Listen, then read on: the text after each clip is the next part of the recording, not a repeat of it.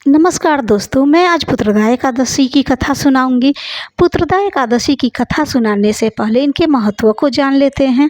पुत्रदा एकादशी के दिन व्रत रखने का महत्व पद्म पुराण में बहुत ही खास माना गया है। मान्यता है कि जो दंपति भगवान विष्णु और भगवान कृष्ण के बाल रूप के प्रति सच्ची श्रद्धा के साथ यह व्रत रखते हैं और विधि विधान से पूजा करते हैं, उनके घर शीघ्र ही संतान की किलकारियां गूंजने लगती है, मनोकामनाएं पूरी होती है। पुत्रदा एकादशी व्रत करने वाले को पूजा के बाद पुत्रदा एकादशी व्रत की कथा अवश्य सुननी चाहिए, तभी व्रत पूर्ण होता है। कथा कभी भी खाली हाथ नहीं सुननी चाहिए। कथा सुनने से पहले हाथ में फूल और तिल रख लें, तभी कथा सुने। पुत्रदा एकादशी का व्रत संतान सुख और कल्याण के लिए किया जाता है। इस व्रत की कथा इस प्रकार है। प्राचीन समय में भद्रावती नामक नगर था।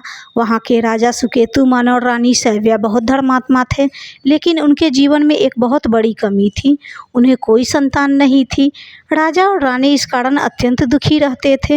राजा अपनी प्रजा का पालन तो करते थे, परंतु मन ही मन उन्हें यह चिंता खाए जाती थी कि उनके बाद उनका राज्य कौन संभालेगा। एक दिन राजा सुकेतुमान अपने दुख से व्यतीत होकर जंगल में चले गए।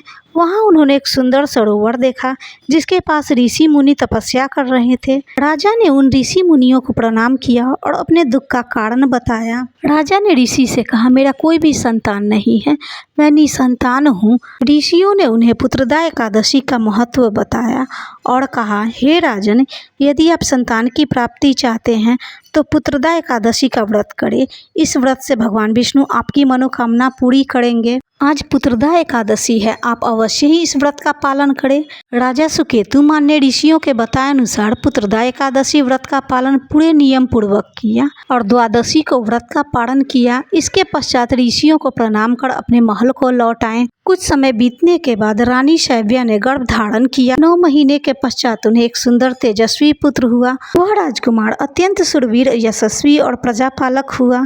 वह बालक बड़ा होकर एक योग्य राजा बना और राज्य को समृद्धि प्रदान की। इसलिए यदि आप संतान की प्राप्ति चाहते हैं तो पुत्रदा एकादशी का व्रत अवश्य करें। मनुष्य पुत्रदा एकादशी का व्रत पढ़ता एवं सुनता है, वो कभी निसंतान नहीं रहता। संतान सुख भोगते हुए अंत में स्वर्ग की प्राप्ति होती है। कथा के बाद हाथ में लिए तिल और फूल को भगवान के चरणों में छोड़ दें। आरती करें, हाथ जोड़कर संतान सुख की कामना करें। पूजा में आई त्रुटियों के लिए क्षमा करें। एक बार बोले भगवान विष्णु की जय, बाल गोपाल कृष्ण की जय।